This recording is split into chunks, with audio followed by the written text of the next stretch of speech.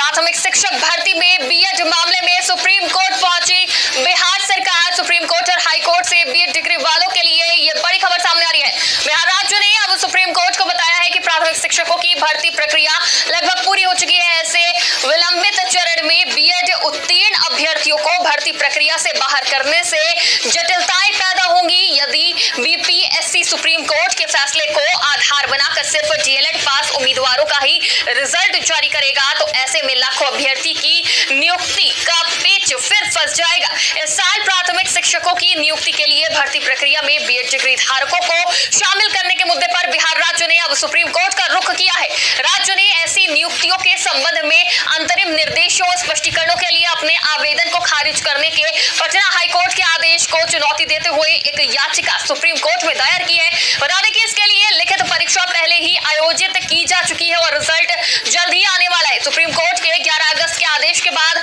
National council for teacher education द्वारा BEd करने की नोटिफिकेशन को कैंसिल कर दिया गया था। प्राथमिक विद्यालय के शिक्षकों के पद पर नियुक्ति के लिए पात्र डिग्री धारकों के लिए राज्य ने स्पष्टीकरण मांगने के लिए पटना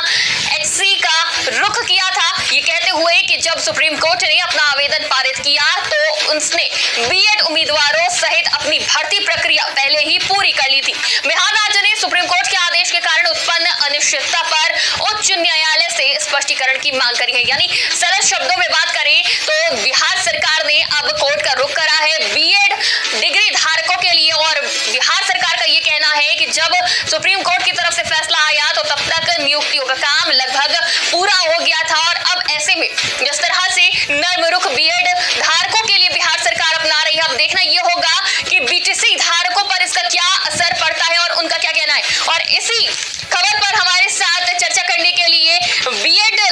पक्षकार सत्यम पाठक और डीएलएड पक्षकार नितेश पांडे हमारे साथ जुड़ रहे हैं। सत्यम, नितेश, आप दोनों का बहुत बहुत स्वागत है आज की खबर पे। तो सत्यम, जिस तरह से नर्म रुख बिहार सरकार अपना रही है, आपका यही मानना था, आप यही मांग कर रहे थे कि सरकारें जो राज्य सरकार है वो कदम उठाएं, आपके पक्ष में अध्यादेश लाएं और अब बिहार सरकार ने इस कोर्ट का रुख करा है, किस तरह से देखते हैं? सबसे पहले तो बहुत धन्यवाद कि आपने सरकार के धारकों की तकलीफ को समझा। दरअसल सरकार को तकलीफ समझना भी पड़ता है क्योंकि उसके पीछे का कारण है कि 3.86 यानी 4 लाख के लगभग बीएड डिग्री धारक जिनका सपना था कि वो प्राथमिक शिक्षक भर्ती में प्रतिभाग ले सकेंगे,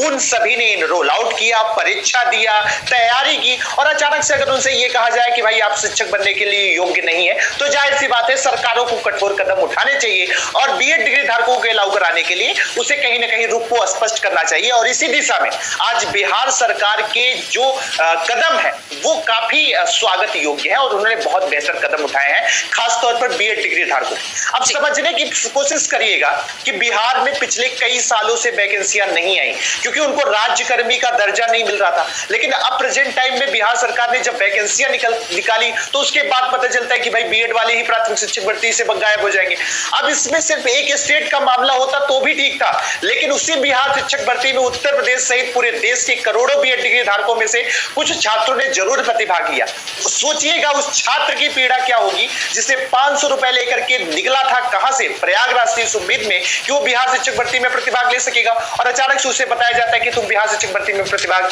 लेने के बाद भी तुम्हारा एडमिट कार्ड भी जारी होगा और उसके बाद भी तुम शिक्षक नहीं बन पाओगे। तो ये कहीं ना कहीं छात्रों के साथ बेईमानी थी और बिहार सरकार ने आज सुप्रीम कोर्ट में जाकर के जो रुख स्पष्ट किया है उससे हमारी सरकार से लगातार इस चीज को